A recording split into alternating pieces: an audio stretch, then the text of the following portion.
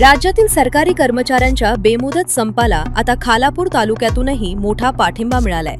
खालापूर तहसील कार्यालयातील महसूल कर्मचाऱ्यांनी आपल्या प्रलंबित मागण्यांसाठी कामावर बहिष्कार टाकलाय। वारंवार मागणी करूनही सरकार दुर्लक्ष करत असल्याचा आरोप करत कर्मचाऱ्यांनी तहसीलदारांना निवेदनाद्वारे संपाची अधिकृत माहिती दिली आहे। महसूल विभागाचे कर्मचारी या आंदोलनात उतरल्यानं तालुक्यातील प्रशासकीय कामकाज पूर्णपणे विस्कळीत झाले असून नागरिकांची मोठी गैरसोय होत आहे। परत आंदोलन सुरू आहे। आपल्या तहसीलवासींनी देखील आंदोलन काय नेमकं आंदोलन केलं, काय संप केलेला आहे? आपल्या महाराष्ट्र राज्याच्या मध्यवर्ती संघटनेमार्फत यामध्ये सरकारी कर्मचारी, निमसरकारी कर्मचारी, सर्व महामंडळ, आरोग्य विभाग या सर्व विभागाच्या एकत्रित मध्यवर्ती संघटनेकडून आजपासून दिनांक 21/4/2026 पासून बेमुदत संप पुकारण्यात आलेला आहे। या संपामध्ये सामील होण्याची जी कारणं आहेत त्याच्यामध्ये 18 प्रकारच्या मागण्या आम्ही मागितलेल्या आहेत।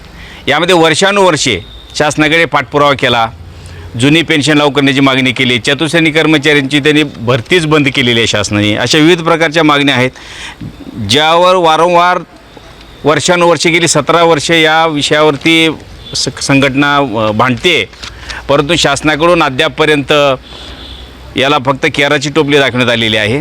म्हणून आता यावेळी सर्व कर्मचारी, सर्व मध्यवर्ती संघटनेच्या माध्यमातून बेमुदत संप पुकारण्याचा जो निर्णय घेतलेला आहे आणि तो आजपासून सुरुवात करण्यात आला आहे। जोपर्यंत आमच्या रास्त मागण्या ह्या असलेल्या मान्य करत नाही तोपर्यंत आम्ही हा संप मागे घेणार नाही।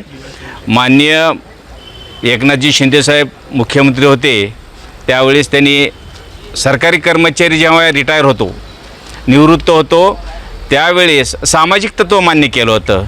म्हणजे जेव्हा तो निवृत्त होतो तेव्हा त्याला समाजामध्ये सुरक्षितता वाटली पाहिजे, जगण्यासाठी साधन असलं पाहिजे, ते सामाजिक तत्त्व मान्य केलं होतं। तरीसुद्धा अद्यापपर्यंत त्यावरती कुठलाही शासन निर्णय देण्यात आलेला नाही, अधिसूचना काढलेली नाही।